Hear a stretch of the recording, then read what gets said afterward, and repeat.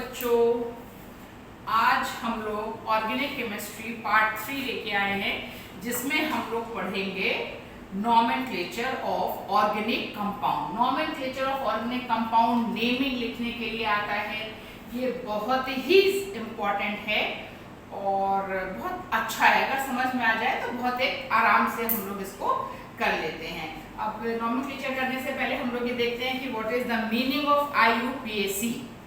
ठीक, IUPAC naming कब होता है? International union of pure and applied chemistry. क्या? International union of pure and applied chemistry. हम लोग इसमें इसके हिसाब से नाम हमको लिखना होता है। जैसे अब इसलिए इसको ये बना के रखा हुआ है। जैसे अब हम अपने हैं इंडिया में ही अलग अलग जगह अलग अलग चीज़ को अलग अलग चीज़ बोली जाती है, नाम से बुलाया जाता है। जैसे अगर हम टमाटर को यहाँ पे टमाटर बोलते हैं, साउथ में कुछ और बोलते होंगे, कहीं कुछ और बोलते होंगे।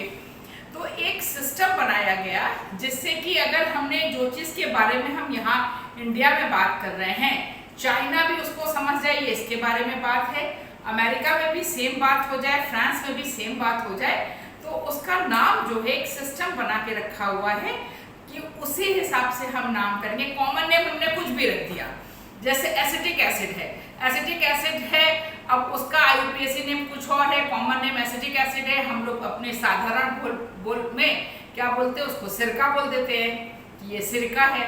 तो ये सब चीज़ें, लेकिन जब हम एक इंटरनेशनल लेवल पे जाते हैं तो उसका एक ही नाम लिखते हैं, इसीलिए ये सिस्टम बनाया गया।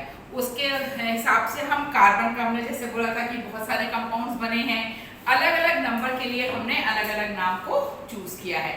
अगर किसी कंपाउंड में कार्बन नंबर 1 है तो वो होता है मैथ। क्या होता है? मैथ। अगर कार्बन नंबर 2 है तो वो होता है एथ। कार्बन नंबर 3 पे हम आते हैं तो उसको हम बोलते हैं प्रोप। कार्बन नंबर 4 पे हम आते हैं तो उसको हम बोलते हैं ब्यूट। कार्बन नंबर 5 पे आते हैं, हम लिखते हैं पेंट। कार्बन नंबर 6 पे लिखते हैं हेक्स। कार्बन नंबर 7 पे लिखते हैं हेप्ट। कार्बन नंबर 8 पे लिखते हैं ऑक्ट। कार्बन नंबर 9 पे लिखते हैं नोना, नोन। और कार्बन नंबर 10 पे हम लिखते हैं डेका, डेक। ठीक है, तो इस हिसाब से हम मैथ, एथ, प्रोप, ब्यूट, पेंट, हेक्स, हमारे जो ICSE में क्वेश्चंस पूछे जाते हैं वो मैक्सिमम हेप्ट तक ही पूछे जाते हैं, उसके नीचे के क्वेश्चंस नहीं पूछते जाते हैं। फिर से बोलेंगे, अगर कार्बन नंबर 1 है तो हम मैथ लेंगे, कार्बन नंबर 2 पे हम एथ लेंगे, कार्बन नंबर 3 पे हम प्रोप लेंगे, कार्बन नंबर 4 को हम ब्यूट लिखेंगे, कार्बन नंबर 5 को हम पेंट लिखेंगे, कार्बन 6 को हेक्स, हेप्ट, ऑक्ट एंड। ठीक, ये तो एक सिंपल सी चीज हो गई। उसके बाद हम नाम लिखने से पहले कुछ चीजें बताएंगे, फिर हम नेमिंग्स बताएंगे कैसे करते हैं। एक तो ये सिंपल हमने ये लिख लिया कार्बन के नंबर से। उसके बाद अगर किसी कंपाउंड में क्लोरीन लगा है, ठीक है, किसी कंपाउंड में अगर क्लोरीन लगा है तो उसको हम लिखेंगे क्लोरो। क्या लिखेंगे? क्लोरो। अगर एक क्लोरीन लगा है तो सिर्फ क्लोरो लिखेंगे। अगर 2 जगह क्लोरीन लगा है तो उसको हम डबल के लिए हम डाई क्लोरो लिखेंगे। अगर 2 जगह Cl लगा है मान लो, ठीक, तो उसको हम डाई क्लोरो लिखेंगे। तो कोई भी चीज अगर ब्रोमीन लगा है तो डाई ब्रोमो, क्लोरीन लगा है तो डाई, वो अगर 3 लगा है तो 3 के लिए हम टेट्रा लिखेंगे।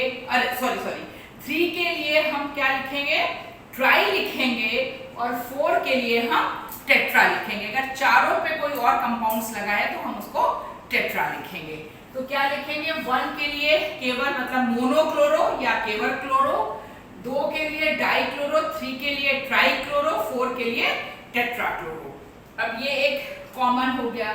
उसके बाद हम लोग आएंगे कि अगर किसी भी कंपाउंड में एल्काइल ग्रुप, तो अभी हम बाद में डिस्कस करेंगे, पहले ऐसे करते हैं, क्लोरो, ब्रोमो और ये यूज करते हैं।